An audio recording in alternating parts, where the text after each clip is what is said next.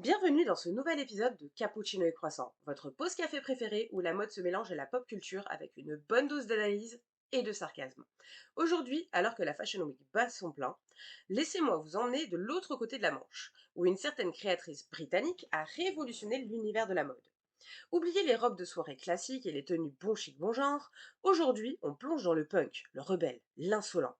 Et oui, vous l'avez deviné, je parle de Vivienne Westwood, celle qui a fait voler en éclats les codes établis depuis les années 70. Sortez vos épingles à nourrice et vos tasses de café bien chauds parce que ça va décoiffer. Alors comment résumer Vivienne Westwood en une seule phrase? Peut-être en disant que cette femme a réussi l'exploit de transformer la mode en un acte de rébellion. Pionnière du punk, icône du style contestataire, Westwood ne s'est jamais contentée de suivre les tendances, elle les a créées, souvent à contre-courant de ce qui était attendu. Sa vision, une mode à la fois provocante, engagée et profondément subversive.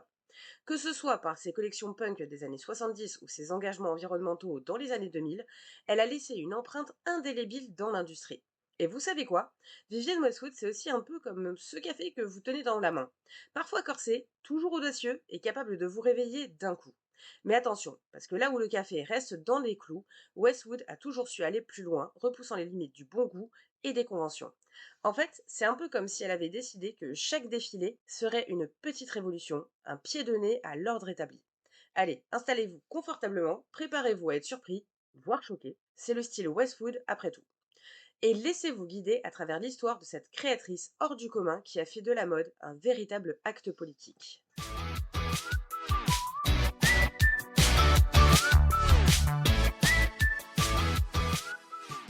Imaginez le Londres des années 1970. On n'est pas encore dans l'ambiance cosmopolite et branchée qu'on lui connaît aujourd'hui. Non. On est plutôt dans une atmosphère grise, marquée par la fin des swinging 60s et une jeunesse en pleine crise d'identité, à la recherche de nouveaux repères, de rébellion et de contre-culture. C'est précisément dans ce contexte que Vivienne Westwood entre en scène, sans le savoir, pour redéfinir la mode et par extension la culture populaire. Tout commence avec l'ouverture de Let It Rock, une petite boutique sur King's Road à Londres en 1971. Vivienne Westwood y travaille avec Malcolm McLaren, alors manager du groupe qui deviendra plus tard les Sex Pistols. À l'origine, cette boutique est un mélange entre nostalgie des années 50 et provocation. On y vend du rockabilly, des vêtements inspirés de Teddy Boys, bref, des pièces qui ne collent absolument pas avec les standards de l'époque. Et pourtant, c'est déjà là que l'essence de la rébellion de Westwood prend racine. Elle ne cherche pas à suivre les tendances, mais à les casser. Très vite, la boutique évolue en même temps que l'énergie punk qui commence à émerger à Londres. McLaren et Westwood forment un duo explosif. Ensemble, ils rebaptisent leur boutique plusieurs fois. Too Fast to Live, Too Young to Die, puis Sex, avant d'aboutir à World's End. Avec ces changements de nom, c'est toute une philosophie qui se développe. Une esthétique qui va au-delà des vêtements. Le but, provoquer, choquer et s'attaquer aux normes établies. On n'est plus seulement dans le domaine de la mode, mais aussi dans celui de la contestation politique et sociale. Vivienne Westwood va devenir une pionnière du style punk, un mélange de destruction et de création, de bricolage et d'avant-garde. C'est là que la magie opère. Ce style, inspiré de la rue, des jeunes désabusés qui traînent avec des épingles à nourrice et des t-shirts déchirés, devient une sorte de manifeste esthétique. Westwood puise dans la culture populaire pour la détourner avec un message profondément politique. Ces créations sont des critiques sociales en soi. Les t-shirts à slogan provocateurs, les t-shirts déstructurés, les chaînes et le cuir, tout cela incarne une volonté de rupture avec l'ordre établi. Elle n'hésite pas à utiliser des symboles d'autorité, l'Union Jack par exemple, pour mieux les subvertir. Elle ne vend pas des vêtements, elle vend un message. Ce qui est fascinant avec Vivienne Westwood, c'est sa capacité à transformer l'underground en mainstream, sans jamais perdre son âme contestataire. Ce qui commence comme un cri de révolte de la jeunesse devient une véritable révolution esthétique. Si le punk est devenu ce mouvement emblématique, c'est en grande partie grâce à elle. D'ailleurs, le célèbre concert des Sex Pistols en 1976 au Lesser Trade Hall à Manchester n'aurait probablement pas eu le même impact sans le style visuel ultra marquant qu'elle a contribué à forger. Et pourtant, Vivienne Westwood ne s'est pas arrêtée là. La créatrice a su faire évoluer sa marque bien au-delà des codes punk.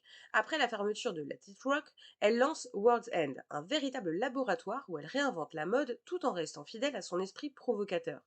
Sa première grande collection, intitulée Pirate en 1981, marque un tournant décisif dans sa carrière.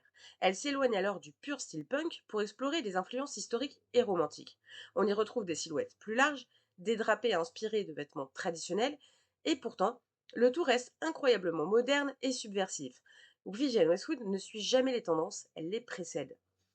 Avec cette collection, elle prouve qu'elle peut évoluer tout en gardant ces mêmes flammes de rébellion. Elle passe alors des marges au centre de la scène de la mode internationale, tout en continuant à utiliser son travail comme outil de critique sociale. Elle n'a jamais abandonné ses convictions et cela se reflète dans ses créations qui oscillent entre provocation et hommage à la culture populaire, tout en revisitant constamment les symboles du pouvoir et de l'autorité. La dame du punk est devenue une icône de la mode au sens large du terme. C'est son engagement aussi qui est resté intact tout au long de sa carrière. Des années 70 à aujourd'hui, elle continue de mélanger mode, politique et provocation avec un brin d'humour britannique qui fait toute la différence. Elle nous rappelle, encore et toujours, que la mode n'est pas juste une affaire de tissu et de couture, c'est un outil puissant pour faire passer un message, qu'il soit esthétique, politique ou social. En résumé, l'histoire de Vivienne Westwood, c'est celle d'une créatrice qui a refusé de se plier aux règles de l'industrie et qui a su imposer sa vision radicale et avant-gardiste du punk à la haute couture, de Let It Rock à World's End. Elle a redéfini les contours de la mode en y insufflant une dose de rébellion, de culture populaire et de réflexion politique. À ce jour, son héritage est palpable dans toute l'industrie et ses collections continuent d'influencer des générations entières de designers.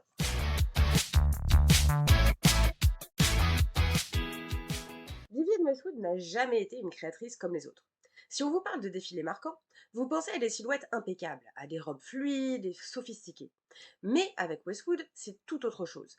Dès le début des années 80, elle a su casser les codes, tout en puisant dans des références historiques. C'est là son véritable génie, un mélange audacieux entre passé et présent, une relecture du patrimoine sans jamais tomber dans la nostalgie stérile.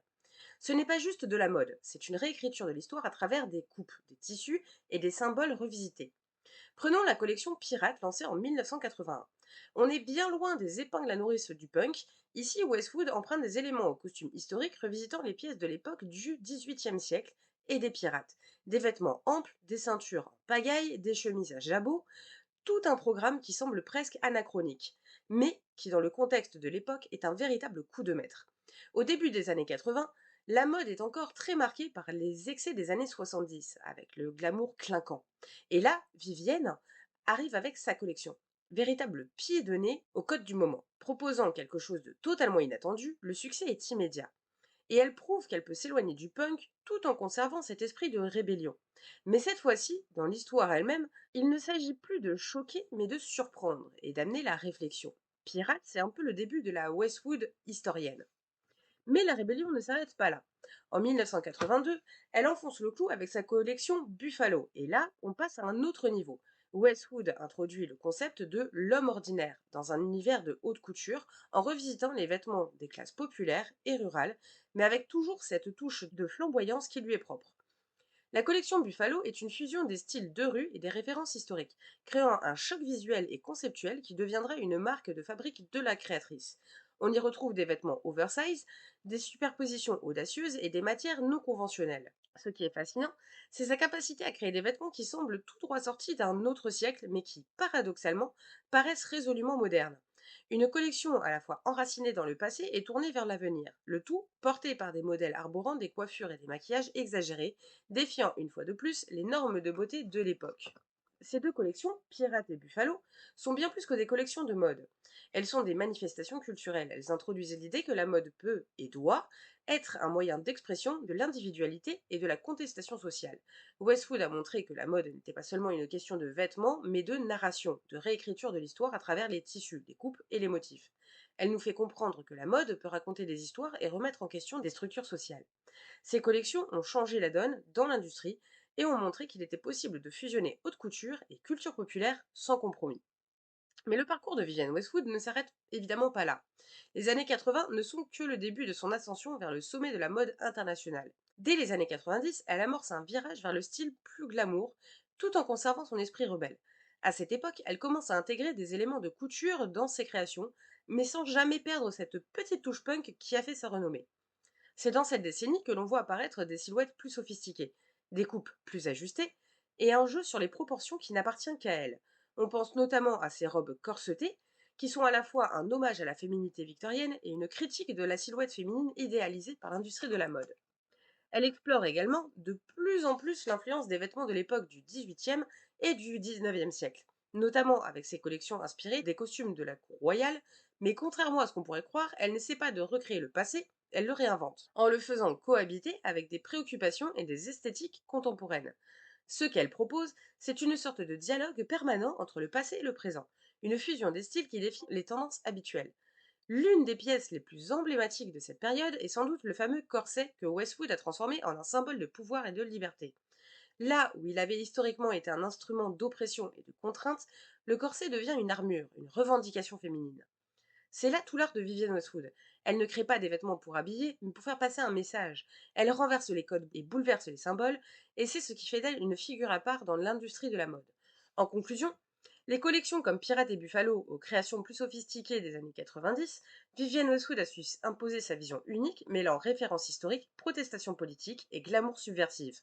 Elle a prouvé que la mode pouvait être bien plus qu'une simple affaire de tendance, un outil puissant pour réinventer l'histoire, bousculer les conventions et surtout exprimer sa singularité.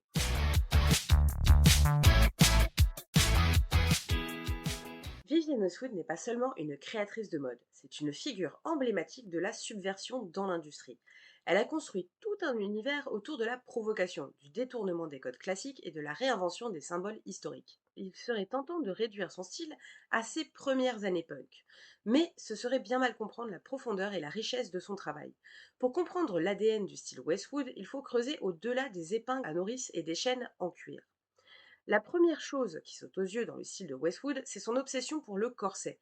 Mais attention, pas n'importe quel corset. Celui de Vivienne Westwood n'a rien à voir avec l'image classique de la femme contrainte par des lacets serrés. Non. Chez elle, le corset devient un symbole d'émancipation. En transformant ce vêtement historique, autrefois utilisé pour modeler et enfermer le corps féminin, elle en fait une pièce iconique de rébellion féminine. C'est un peu une armure moderne, une revendication du pouvoir et de la sensualité. Ces corsets sont aussi exubérants que provocateurs, souvent portés à l'extérieur des vêtements, défiant les conventions. Le détournement est là. Ce qui était conçu pour être caché devient un élément central du style.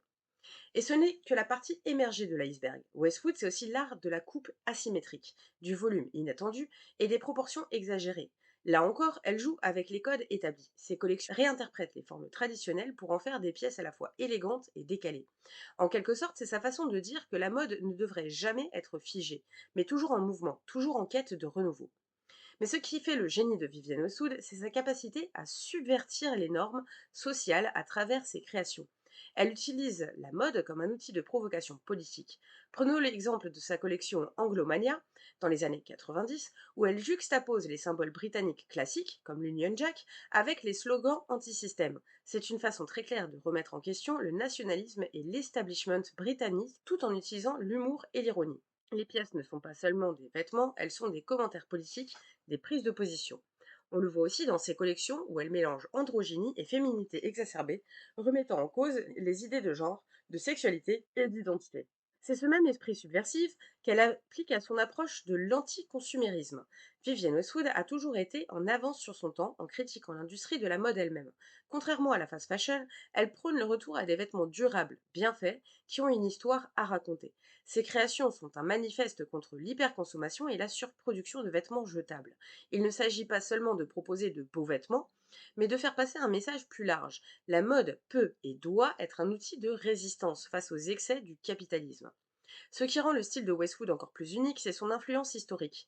Elle est une érudite de l'histoire de la mode de l'art, et cela se voit dans chacune de ses collections. Elle emprunte des vêtements aux costumes d'époque, des 18e et 19e siècles, qu'elle réinvente avec un regard résolument moderne.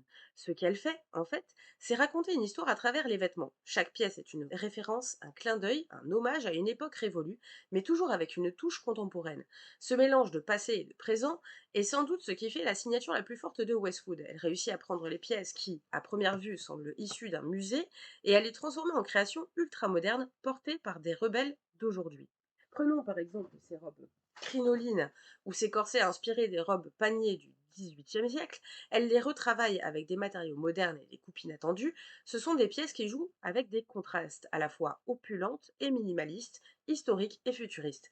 Et c'est là que réside la magie de Vivienne Westwood. Elle parvient à rendre le passé plus actuel que jamais. Pour conclure, l'ADN du style Vivienne Westwood est un mélange complexe de provocation, de subversion des normes, de références historiques. Ses créations ne sont jamais de simples vêtements, elles sont des déclarations politiques et sociales, que ce soit à travers le détournement du corset, l'utilisation de coupes asymétriques ou encore la critique acerbe de la société de consommation. Westwood a toujours fait de la mode un acte de résistance. Elle ne suit pas les tendances, elle les crée, et son héritage, fait de tissus, de slogans et de provocations, continuera à influencer des générations futures bien après elle.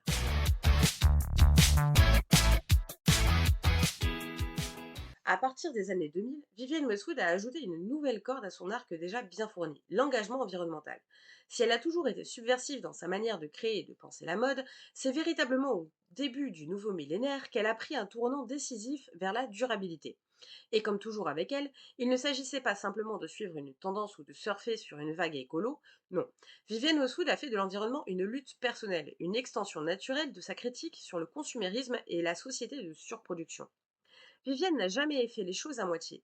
Elle est passée des podiums aux tribunes, utilisant sa notoriété pour sensibiliser les causes plus larges que la simple mode.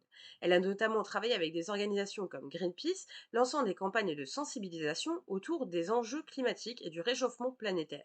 Et là encore, elle l'a fait à sa manière, avec ce mélange unique de provocation et d'engagement. Sa campagne Save the Arctic est sans doute l'une des plus emblématiques. Des mannequins en tenue haute couture arborant des slogans politiques, cela résume parfaitement l'essence de Westwood, utiliser la mode comme véhicule de contestation et moyen de changer le monde. Mais l'écologie n'était pas un discours marketing chez elle. C'était intégré dans ses processus de création. Elle a commencé à repenser ses collections en se concentrant sur la réduction de l'empreinte carbone de la production, l'utilisation de tissus durables en favorisant des pièces faites pour durer. Elle ne cessait de dire Buy less, choose well, make it last. Pour elle, l'idée d'une mode rapide, jetable, était non seulement absurde, mais profondément destructrice. Elle a encouragé les consommateurs à se détourner de la fast fashion, à investir dans des vêtements qui ont une histoire, une qualité et un impact réduit sur l'environnement. Et bien sûr, son influence ne s'arrête pas là. Vivienne Westwood a littéralement ouvert la voie à une nouvelle génération de créateurs. Si aujourd'hui on voit des maisons comme Balenciaga ou des designers comme Rick Owens et Alexander McQueen jouer avec des codes de l'androgynie, du détournement des normes sociales et de la subversion politique, c'est parce qu'elle a tracé le chemin bien avant eux. Alexander McQueen en particulier a été profondément influencé par Westwood tant dans son esthétique que dans son approche de la mode comme un espace d'expression de l'angoisse, de la rébellion et de l'identité. Rick Owens, avec son style architectural et ses pièces souvent brutes, rend hommage à cette approche non conformiste de Westwood. Quant à Balenciaga, il suffit de regarder les dernières collections pour y voir les traces de l'empreinte Westwood avec un mélange de provocation et de haute couture. Mais son influence dépasse largement les podiums. Dans la culture populaire, Vivienne Westwood est devenue une figure incontournable. Ses créations ont marqué les esprits sur les tapis rouges, portés par des icônes de la pop culture comme Naomi Campbell, Kim Kardashian ou encore Pharrell Williams. Et ne parlons même pas de la robe de mariée de Barbara Palvin qui était absolument exquise. On se souvient notamment de la fameuse robe de Carrie Bradshaw dans Sex and the City, une robe signée Westwood qui, en un instant, a transcendé la simple mode pour devenir un symbole de style. Westwood n'est pas seulement présente dans les magazines de mode, elle s'est infiltrée dans les films, les séries et même les jeux vidéo. Par exemple, mon manga préféré, Nana, m'a complètement fait connaître le style de Vivienne Westwood, parce que le personnage principal, Nana Ozaki, est obsédé par la marque et on comprend très bien pourquoi. On retrouve ces références partout, dans des œuvres de fiction comme des documents historiques, preuve que son impact dépassait les frontières de l'industrie. Enfin, elle a aussi laissé une empreinte dans le monde de l'art. Nombre de ses pièces, de ses défilés, sont conçus comme des performances à part entière. Elle a toujours considéré que la mode devait raconter une histoire et pas seulement celle d'une saison ou d'une collection. Et cette histoire, elle a su l'écrire avec audace en remettant constamment en question le statu quo. Alors oui, Vivienne Westwood, c'est bien plus qu'une créatrice de mode, c'est une visionnaire, une activiste, une icône culturelle. Que ce soit à travers ses collections, son engagement écologique ou son influence sur les générations actuelles de designers, elle a redéfini ce que la mode peut être. Elle a montré que la mode, loin d'être frivole, peut être un outil de changement, une manière de défier les normes, de pousser la réflexion et parfois de réécrire l'histoire. En fin de compte, Vivienne Westwood nous rappelle que la mode, au-delà du tissu et des coupes, c'est aussi un acte politique Et c'est cette conscience-là qui, aujourd'hui, inspire tant de créateurs à repenser la manière dont ils conçoivent la mode et le monde qui les entoure.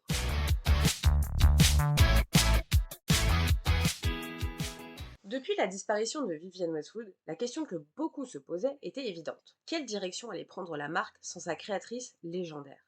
Une réponse rassurante est venue d'une figure clé, qui était depuis longtemps dans l'ombre, ou plutôt aux côtés de Vivienne, Andreas Kronthaler. Son mari est collaborateur de longue date. S'il est facile d'imaginer que la marque aurait pu s'éloigner de son ADN après sa disparition, il faut comprendre que Kronthaler n'est pas un remplaçant improvisé, mais bien quelqu'un qui a été fondamentalement impliqué dans le développement de la griffe pendant des décennies. Depuis les années 90, il a travaillé main dans la main avec Westwood, participant activement à l'évolution de ses collections. Et il assure aujourd'hui la continuité de son héritage tout en y apposant sa propre vision. Kronthaler a su conserver l'essence de ce qui fait l'ADN de Vivienne Westwood, une mode politiquement engagée, subversive mais aussi résolument ancrée dans l'actualité. Depuis qu'il a pris la direction artistique en 2016, il n'a jamais cherché à effacer l'empreinte de Vivienne, mais plutôt à la prolonger. Ses collections continuent d'explorer les thèmes historiques, chers à la maison, tout en introduisant des touches modernes et des perspectives fraîches. La subversion reste omniprésente. On y retrouve toujours ce mélange d'influences baroques et punk, cette provocation douce amère qui fait de chaque vêtement une pièce de réflexion sociale. Sous Kronthaler, la marque est restée un terrain de jeu pour les idées politiques et les interrogations sociétales, dans un monde où la mode est de plus en plus vue comme une simple marchandise. En parlant d'héritage, il est impossible de ne pas mentionner l'impact de Vivienne Westwood sur les mouvements contemporains. Aujourd'hui plus que jamais, sa philosophie inspire une nouvelle génération de créateurs et de penseurs, particulièrement ceux engagés dans les causes sociales et environnementales. Vivienne Westwood, à travers son approche anticonsumériste et éco-responsable, a posé les bases d'un nouveau modèle de mode où on privilégie la durabilité à la production de masse. Ce message résonne profondément auprès des jeunes designers, notamment ceux issus de la mouvance du slow fashion, qui cherchent à produire moins mais mieux avec des pièces conçues pour durer. Des créateurs contemporains comme Marine Serre, Bethany Williams ou encore des marques comme Colina Strada sont des héritiers directs de cette pensée. Ils adoptent des approches similaires dans leur quête de réinvention du vêtement et de l'industrie, souvent en intégrant des matériaux recyclés, en prenant des processus de production éthiques ou en mettant en lumière des conséquences environnementales de la fast fashion. Mais là où Vivienne Westwood a été visionnaire, c'est dans sa capacité à faire passer des messages politiques et sociaux à travers la mode. Elle a ouvert la voie à une mode activiste qui ne se contente plus d'habiller, mais qui interpelle, qui dérange et qui incite à la réflexion. Aujourd'hui, la mode ne peut plus être séparée des enjeux environnementaux, et c'est en grande partie grâce à des pionnières comme Westwood. Quant à l'avenir de la marque, il semble plus pertinent que jamais. Dans un monde où l'urgence écologiste devient inévitable et où les consommateurs demandent des marques responsables, Vivienne Westwood incarne un modèle à suivre. La marque n'a jamais eu peur de pointer du doigt les incohérences de l'industrie de la mode, et cela résonne particulièrement aujourd'hui. À l'heure où le greenwashing est devenu une pratique courante, Kronthaler, fidèle à l'esprit de Vivienne, continue de défendre cette vision avec une approche de plus en plus éthique et engagée. On pourrait dire que la marque a une longueur d'avance sur l'industrie car elle n'a jamais cédé aux sirènes de la production de masse ou aux tendances éphémères. La mode, selon Westwood et Kronthaler, n'est pas un produit à consommer mais une expression artistique, un espace de réflexion et de rébellion. L'impact de Vivienne Westwood, bien au-delà des podiums, est également visible dans la culture populaire. Aujourd'hui, elle est un véritable symbole d'anticonformiste et de liberté créative. Les références à Westwood sont partout, des tapis rouges aux clips de musique en passant par les street styles des jeunes générations. Elle a marqué non seulement la mode, mais aussi la musique, le cinéma et la pop culture dans son ensemble. Qu'il s'agisse de la fameuse robe de Carrie Bradshaw qu'on a évoquée un peu plus tôt, ou des looks comme Dua Lipa et Rihanna, Vivienne Westwood reste une marque qui incarne la rébellion élégante, celle qui pousse les frontières de ce qui est acceptable dans la mode. En conclusion, même après la disparition de sa fondatrice, la maison Vivienne Westwood continue d'être acteur clé de la mode actuelle, un modèle pour une industrie qui doit se réinventer. Sous la direction d'Andreas Kronthaler, la marque reste fidèle à son ADN, tout en continuant à innover et à répondre aux enjeux contemporains. Et si l'on se demande quelle sera la place de Vivienne Westwood dans le futur, la réponse est claire, plus pertinente que jamais. Parce que si la mode doit survivre, elle devra emprunter les chemins que Westwood a tracés depuis des décennies.